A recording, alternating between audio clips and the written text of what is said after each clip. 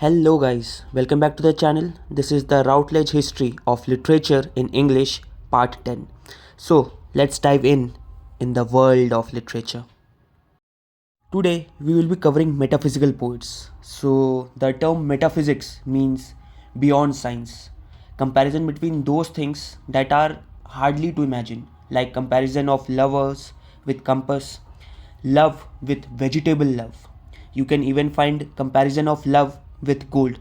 So the imagination is something beyond that normally we don't think of comparing those things with love. The term metaphysical was used to describe their work by the 18th century critic Samuel Johnson. Do remember it. Sometimes it is even asked in matching. He intended the adjective to be pejorative. He attacked the poets due to lack of feeling, their learning, and the surprising range of images and comparisons they used. Their conceits, metaphors, and images, paradoxes, and intellectual complexity make the poems a constant challenge to the reader. Let's talk about John Donne and George Herbert as their emphasis on sensuality and pleasure.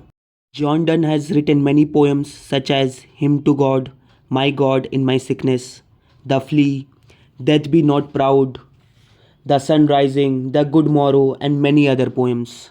And John Donne even describes his mistress as the new found land, and we can see the reference to America as well.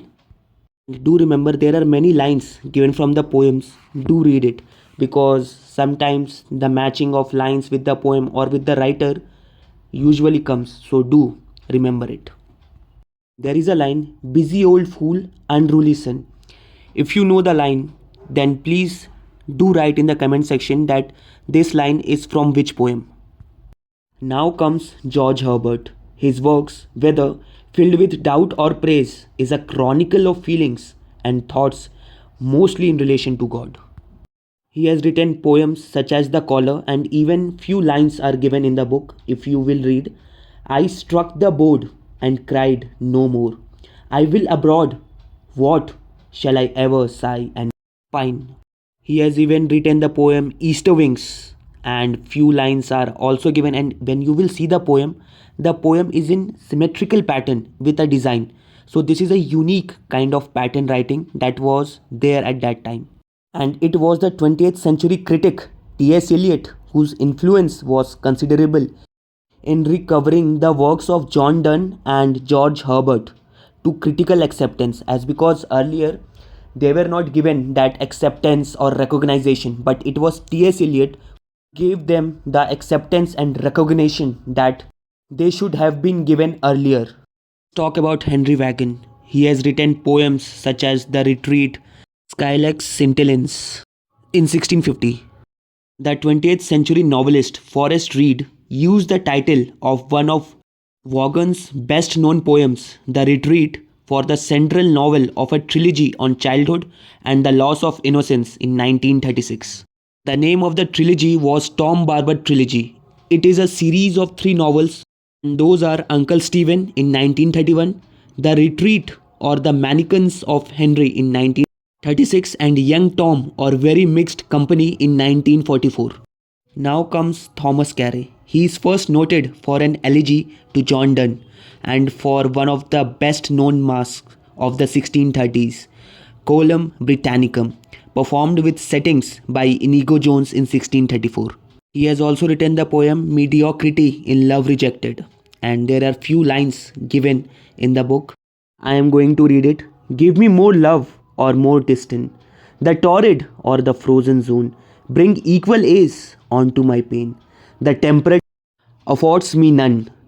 Either extreme of love or hate is sweeter than a calm estate. I am giving you guys a task, so do mention all the literary terms that you can find in this poem. Now let's talk about Thomas Traherne. He has written poems such as Roman Forgerers in 1673. His poems were not published until after his death. Some in Christian Ethics in 1675, more in Centuries in 1699, and though the good luck of his notebook being found in the 1890s, Poetical works in 1903 and select meditations in 1908. Then comes Richard Crashaw. He converted to Catholicism at around the age of 33 in the mid 1640s and had to flee the country. He has written poems such as Steps to the Temple in 1646 and Carmen Dio Nostro in 1652 contain most of his poems, the best known of which is probably The Flaming Heart. He has also written an Horatian ode upon Cromwell's return from Ireland.